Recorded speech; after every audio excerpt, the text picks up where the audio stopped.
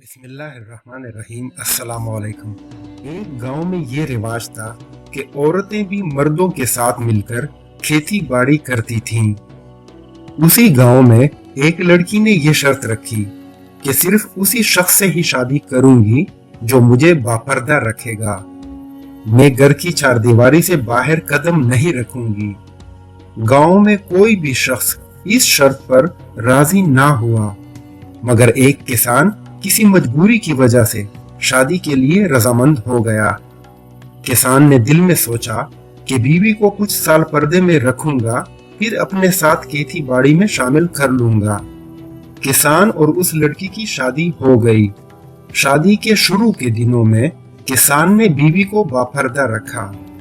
किसान को अल्लाह ने एक बेटा अता किया। इसके बाद किसान ने अपनी बीवी से कहा कि जब मैं खेती बाड़ी के लिए जाऊं तो मुझे दोपहर का खाना पहुंचा दिया करो, क्योंकि घर से जमीनें काफी दूर हैं और आने जाने में मेरा वक्त बर्बाद हो जाता है। बीवी अब दोपहर का खाना देने के लिए खेतों में जाती। बीवी अब नीम बेपर्दगी की हालत में आ चुकी थी। इस दौरान किसान को अल्लाह ने एक और बेटा अता किया।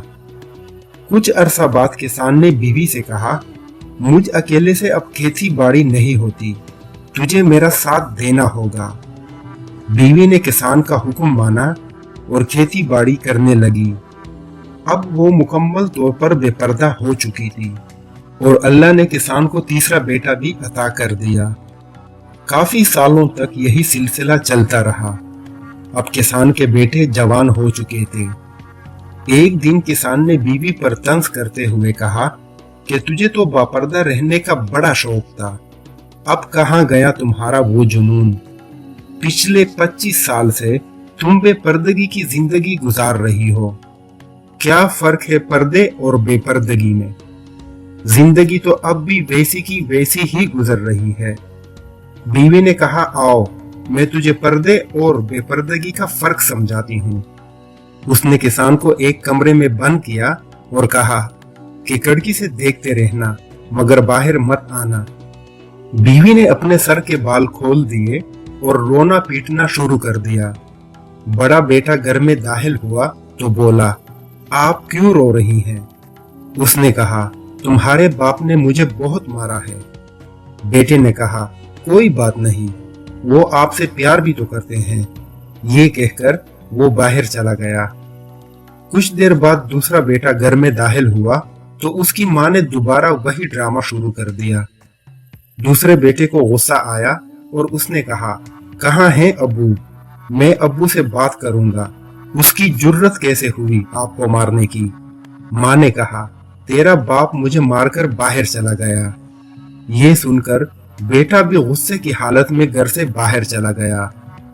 किसान खिड़की से सब कुछ देख रहा था। अब किसान का तीसरा बेटा घर में दाखिल हुआ। उसने मां को रोते हुए बुरी हालत में देखा तो कहा कि क्या हुआ आपको? मां ने कहा कि आज तुम्हारे बाप ने मुझे बहुत मारा है। तीसरे बेटे ने एक डंडा उठाया और किसान को गंदी गंदी गालियां देकर घर से बाहर जाने लगा ताकि अपने बाप को तलाश करके डंडे से मार सके। बेटे के घर से बाहर जाने के बाद किसान की बीवी किसान के पास आई और कहा कि हमारा पहला बेटा उस वक्त पैदा हुआ था जब मैं मुकम्मल पर्दे की हालत में थी, इसलिए उसने तुम्हारा भी पर्दा रखा। दूसरा बेटा उस वक्त पैदा हुआ जब मैं नीम बेपर्दगी की हालत में थी, इसलिए उसने तुम्हारी आधी लाज रख ली। तीसरा बेटा उस वक्त पैदा हुआ जब तुमने मुझे मुकम्मल तौर पर बेपर्दा कर दिया था, इसलिए उसने भी आज तुम्हारी इज्जत का पर्दा चाक करने का फैसला कर लिया था। फिर उस नेक औरत ने कहा कि औरत का पर्दा एक फितरी तकाजा है जिसको पूरा करना औरत के लिए बहुत जरूरी है। किसान को समझ आ गई थी कि पर्दा करने से औरत की इज्जत और वकार में इजाफा ही होता है।